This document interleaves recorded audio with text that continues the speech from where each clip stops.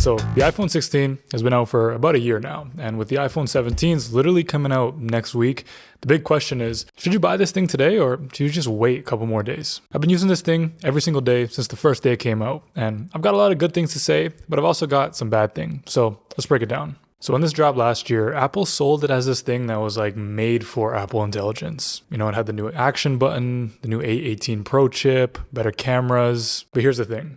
1 year later, how much of that is actually true? Well, first of all, let's just get the performance out of the way. I'd say I use my iPhone pretty heavily. I run a business, and for those of you who don't know, it's called Strive, streetwear brand, but I also create content pretty much every day. I use the iPhone for making content like taking pictures, videos, but actually the main thing that I use it for is for editing videos in CapCut, like adding captions. If I'm shooting it on the phone, I'll edit in the Instagram Edits app, and then I'm also using it to take pro raw photos and then editing them on in Lightroom. I use it for signing documents, sending invoices, emails, watching Netflix, YouTube, and pretty much everything in between. In all honesty, the performance has been great. There isn't anything that I could say that I wish I needed more power for. And I think that this is going to remain the case for at least the next year or 2 years because of how powerful the A18 chip is.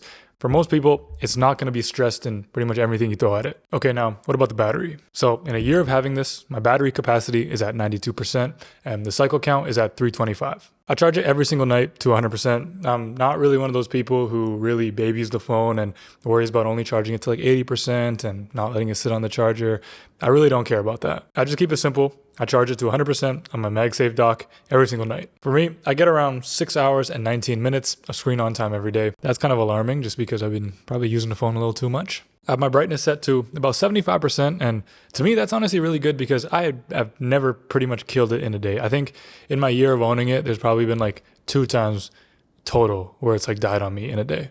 This is of course the 16 Pro Max, so I do have the bigger battery and that helps a lot. And sometimes honestly, like if I'm going on a little trip on the weekend and it's like a 1-2 day trip, I won't even bring a charger because I trust the battery that much. So for the battery department, it gets a pass. In the year that I've had it, I don't have any complaints about the battery either. The hardware of the iPhone has actually been something that I've been loving since day one. I got it in the natural titanium this year, and honestly, I really like this color. My phone has been through some drops. It's fallen out of my pocket a few times. It's kind of survived like life, as I say, over the past year, but I still do take pretty good care of my iPhone. The screen is actually still perfect because I've had a screen protector on it. There's a few dents on the frame from when I dropped it on the concrete one time, and the edge of the glass has this really, really small crack because I dropped it in a gym floor when I was like playing catch. Fell out of my pocket. But other than that, the phone has held up really well. The titanium sides have not got scratched by any just use.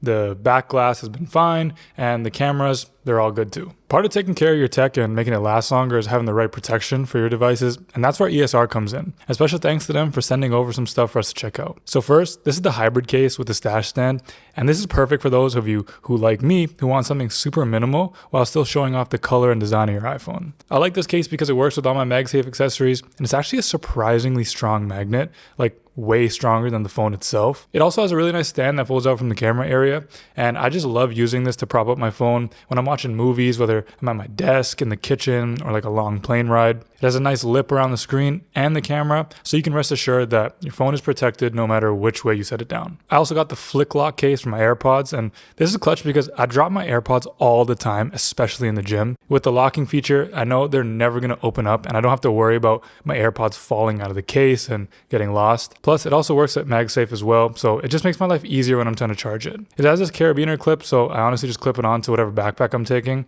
and they're always with me. Okay, so you know what I said about the screen being perfect? Well, I actually got it replaced because when I first got the phone, I didn't want to use the screen protector. And I dropped it in my parking garage and like it smashed right away. Luckily I had Apple Care, but as soon as I replaced it, I started using a screen protector. So ESR also has their ultra tempered glass screen protector. And what I love about this is just how easy it is to install. So if you're not into tech, you won't have to call anyone else for help putting it on. You literally just put the phone into this and pull the tab and boom, it's a perfect fit. Plus it doesn't affect the quality of your screen at all. So everything still looks really great and it works with the case. You can actually get all of this gear and anything else on the entire ESR website for 25% off if you use my code, and I'll have everything linked down below in the description as well. All right, before we get into this whole situation about Apple Intelligence, I want to touch on the camera real quick. All right, so the iPhone obviously has the triple camera setup, with the main one being a 48 megapixel camera. It has a 48 megapixel ultra wide camera, as well as a 5x telephoto, which is 12 megapixels. To be honest, most of my pictures I just take on the main camera because I just think that that quality is the best overall for most cases. And it gives me really good pictures for most settings. The colors are consistent, the image looks natural, and when I shoot in Pro RAW and I put my own Lightroom presets, it gives it a really, really nice retro film look, which I really enjoy. The only time where I feel this camera kind of struggles is when I'm taking pictures in direct sunlight. I feel like it just causes a lot of reflections and it just makes the image overall like hazy or kind of washed out. As for video, I think iPhone is the king of this category. I rarely shoot in log just because of the big file sizes, but when I do, I'm actually pretty impressed on how dynamic it is in terms of color grading. But for the most part, the regular video is just fine. It's actually even good enough for me to throw in like YouTube videos, and especially for social media content, it's really, really good. This year, new to the iPhone is actually the action button. It's supposed to be this quick way for you to take control of your camera settings, whether you're trying to adjust the exposure or zoom in or any other of the camera settings. To me, I really only like it for one thing.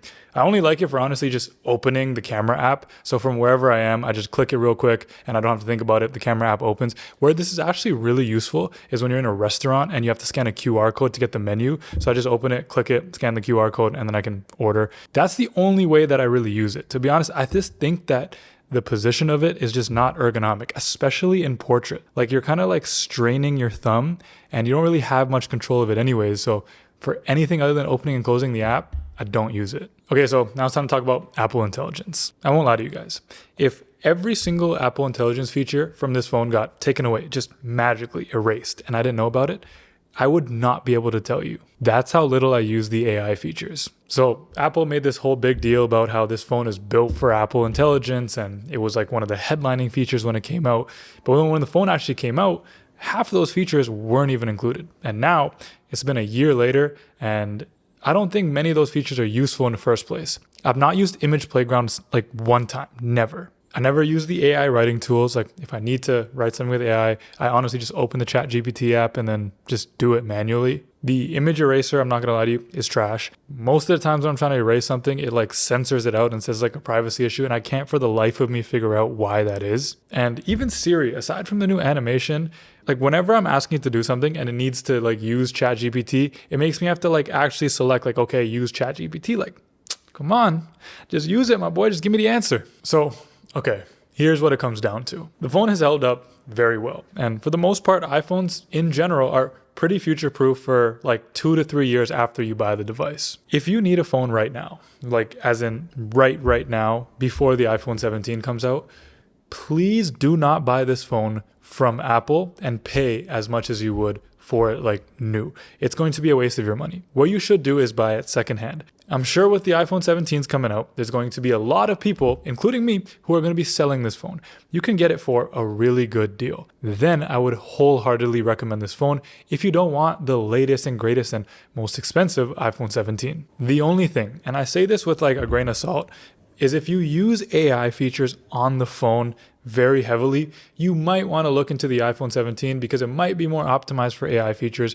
But then again, this one was supposed to be, and it never really kind of panned out like that. So you got to take it with a grain of salt, like I said. All in all, this is a great phone. It's going to last you for at least 2 more years. And with AppleCare, you can replace the battery, so you're going to get a brand new battery as well. And that's honestly a good deal, and I would recommend it. I guess the answer to the question is a year later, I would still recommend the iPhone 16. And I've been enjoying using it a lot. So if you found this video helpful, it would really mean a lot to me if you click subscribe. My name is Aryan. Thank you so much for watching, and I'll see you guys in the next video. Oh, and I'm going to be also covering a lot of the iPhone 17s, so make sure you stay tuned for that. Anyways, see you next time.